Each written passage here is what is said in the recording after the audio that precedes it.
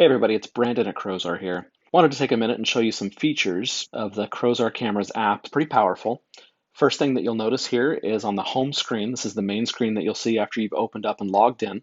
It actually lists all of the different cameras that you have available. Now there's two different views. In the upper left-hand corner, you can change it to a larger picture view of each of your cameras, and then you can switch it back. You'll also notice at the bottom, there are three different menus. There's the Devices tab, which we're currently on. You can click over to the Manual Events tab. You'll notice first off it's divided up at the top into pictures and videos. The Manual Events is where all of the pictures and videos that you take manually are stored, not the ones that the camera automatically records with motion.